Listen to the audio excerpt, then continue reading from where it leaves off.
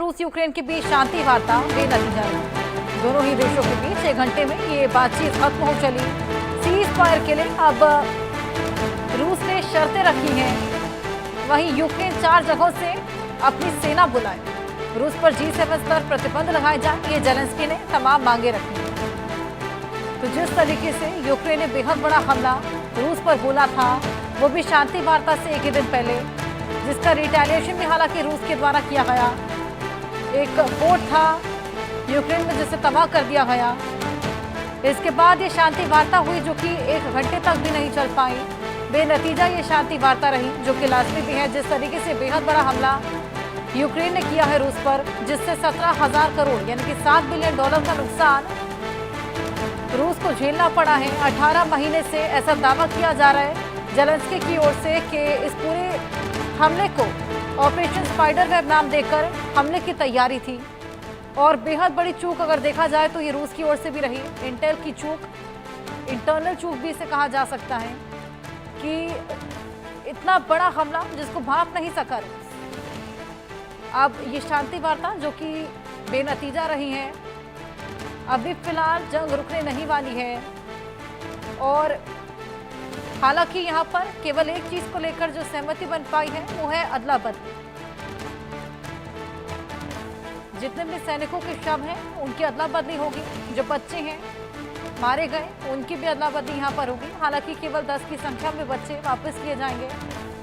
अदला बदली को लेकर केवल यहाँ पर सहमति बन पाई है, लेकिन शांति वार्ता जो कि शांति बहाली को लेकर की जानी थी वो पूरी तरीके से यहाँ पर नाकाम साबित। इसी पर और बातचीत करेंगे। हमारे साथ लेफ्टिनेंट कर्नल रिटायर्ड जे सोडी डिफेंस एक्सपर्ट जुड़ गए हैं, group captain retired doctor VN Jha defence expert जुड़ गए हैं। बहुत स्वागत है सर आप दोनों का।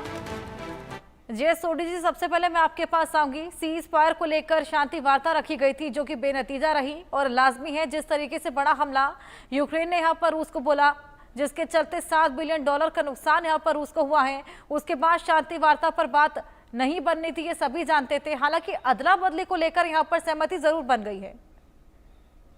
जय हिंद हर्षा जी, ये मेरा सौभाग्य कि मैं आपके न्यूज चैनल पर हूं, विख्यात को पैनलिस्ट के साथ हूं।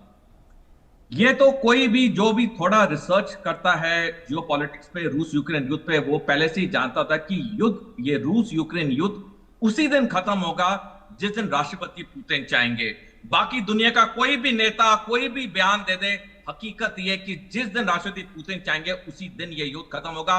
कोई दूसरे नेता की वजह से या देश की वजह से यह युद्ध खत्म नहीं होगा। जहां तक बात है जो यूक्रेन ने ताबड़तोड़ हमले किए 1 जून को, यह वाकई में यूक्रेन की बहुत बड़ी सफलता है। और देखिए, एक रूस जैसी महाशक्ति के साथ लड़ना, 3 साल से ज्यादा लड़ना और अब भी ऐसे ताबड़तोड़ हमले करना, वाकई में यूक्रेन ने बहुत हिम्मत दिखाई है, बहुत जिगरा दिखाया है।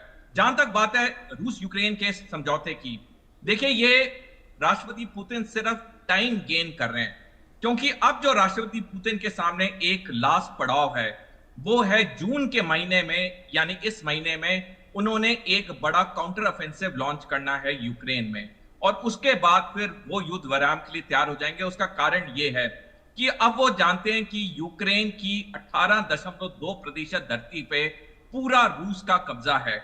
जो रूस का मेन सैनिक लक्ष्य था डॉनबास इलाके को क्रीमिया के साथ जोड़ना, वो ऑलरेडी जुड़ चुका है। अब थोड़े पॉकेट्स उन्होंने पूरे उसको कब्जा करना है। तो ये जब राष्ट्रपति डोनाल्ड ट्रंप भी कह रहे थे मैं 24 घंटे में युद्ध करा दूंगा, ये करा दूंगा, वो रियाद में मीटिंग कराई, हम सबको पता था ये कभी युद्ध विराम होगा ही नहीं जब तक राष्ट्रपति पुतिन ये जून का काउंटर ऑफेंसिव नहीं पूरा करेंगे, और उसके बाद ही युद्ध विराम होगा। बिल्कुल, अब देखना होगा युद्ध विराम कब होगा। हालांकि जिस तरीके से यूक्रेन ने ये पूरा हमला बोला है, इसके बाद अभी युद्ध विराम तो दूर तक नजर नहीं आ रहा है। डॉक्टर VN झा जी, आपके पास मैं आऊंगी। 18 महीने का यहाँ पर दावा कर रहे हैं जेलेंस्की कि 18 महीने से ये ऑपरेशन स्पाइडरवेब की तैयारी चल रही थी और इसकी भनक तक रशिया को नहीं लग पाई, जबकि रशिया अपने आप में इतना एडवांस्ड है और इतना अच्छा एयर डिफेंस सिस्टम उनके पास, उसके बावजूद इतनी बड़ी चूक रशिया की ओर से। अच्छा, जो जेलेंस्की कह रहे हैं क्या वो सच कह रहे हैं? इस पे थोड़ा सा सोचना पड़ेगा, क्योंकि वो सच अक्सर कम ही बोलते हैं। ये जो प्लानिंग है ये मुझे प्योरली यूक्रेन का ब्रेन चाइल्ड नहीं लगता है, इसमें यूरोप कहीं ना कहीं इन्वॉल्व है। यूरोप की जो मिलिट्री हायरकी है, या नेटो कह लीजिए, उनके मिलिट्री हायरकी है, क्योंकि ये स्पेशल ड्रोन्स हैं जिस जो कि प्रोग्राम किए गए हैं, और इसको बड़ी सतर्कता से हर उस जगह पे पोजीशन किया गया है उन ट्रक्स को, जहां से कि वो इजीली कम समय में और सटीक जो अटैक है वो लॉन्च कर सके। और वो तब तक नहीं होगा जब तक कि सैटेलाइट इमेजरी उन हर जगह की नहीं होगी। हम लोग एयरफोर्स में जानते हैं कि हम लोग एयरफोर्स में वॉर टाइम में एयरक्राफ्ट को यूजुअली टारमैक पे पार्क ऐसे नहीं करते हैं जैसा वहाँ पे दिखाया गया है। तो डे टू डे बेसिस पे ये इंटेल लिया गया हुआ है, और वो सैटेलाइट से लिया गया है इन ऑल प्रोबेबिलिटी, क्योंकि ये ऐसा इतना क्लोज नहीं है कि जहाँ पे कोई कोई एक ऑर्डिनरी रिकॉग्निशंस ड्रोन जा सके। ड्रोन जो कि सबसे अधिक ट्रैवल कर सकता है, यूजुअली लगभग 2000 किलोमीटर ट्रैवल कर सकता है, लेकिन उस तरह का ड्रोन को कोई भी मार गिराएगा। तो इसलिए ये ड्रोन की इंटेल नहीं है, स्काई से इंटेल ली गई, सैटेलाइट से इंटेल ली गई है, ये नेटो का काम है। दूसरी चीज, ये एक मिलिट्री ऑफेंसिव नहीं है, ये एक टेरर ऑफेंसिव है, क्योंकि इस तरह का अटैक आज के दिन में यूक्रेन ने दिखा दिया है पूरी दुनिया को कि कोई भी देश जो है वो आज के दिन में सेफ नहीं है, चाहे उसका मिलिट्री इंस्टॉलेशन हो, चाहे उसका वाइटल इंस्टॉलेशंस हो, चाहे उसका इकोनॉमिक इंस्टॉलेशन हो। ये सारे इस तरह के ड्रोन से बर्बाद किए जा सकते हैं, और ये श्योरली ये मिलिट्री प्लानिंग तो नहीं है। अब बात बची कि किस तरह से जो ये टेररिस्ट ड्रोन हैं ये इन्होंने हमला की है। तो हर्षा जी मैं आपको बता दूं कि ड्रोन का संचालन बेसिकली 3 तरीके से होता है। एक तो आपके हाथ में रिमोट है, रिमोट का जितना रेंज है आप उस रेंज में ड्रोन को मैन्यूवर कर सकते हैं, आपको विजुअल्स मिलती है और आप डायरेक्टली उसको क्रैश कर सकते हैं उन एयरक्राफ्ट में। ये सबसे आसान तरीका है, और हम लोग हर जगह में इसको देखते हैं।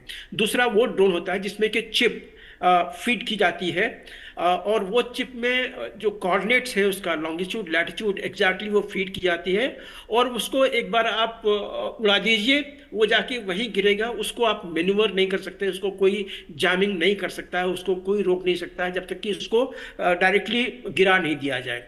तीसरा ये होता है कि हाइब्रिड या सैटेलाइट बेस्ड, इसमें दोनों चीज़ें आती हैं कि सैटेलाइट से इसको कंट्रोल कर सकते हैं। आज के दिन में नेटो के पास में बहुत ऐसे ड्रोन हैं जो लॉन्ग डिस्टेंस के हैं, जो सैटेलाइट से कंट्रोल होते हैं, उसको आप जैम नहीं कर सकते हैं, उसको आप किसी तरह से डिरेल नहीं कर सकते हैं। अब ये जो अटैक हुआ है इसमें जैसे आपने सारा इंफॉर्मेशन दी है कि एक ट्रक में इतने सारे ड्रोन लेके जाया गया है, और जहां पे स्ट्राइक करना था वहां बिल्कुल नजदीक जाके वहां आसपास के रोड पे या तो पार्क किया हुआ या धीरे से वहां पे चल रहे हैं, फिर वहां से ड्रोन उड़े हैं, विजुअली उसको मॉनिटर किया गया है, विजुअली वहां पे टारमैक पे वो सारे एयरक्राफ्ट पार्क थे।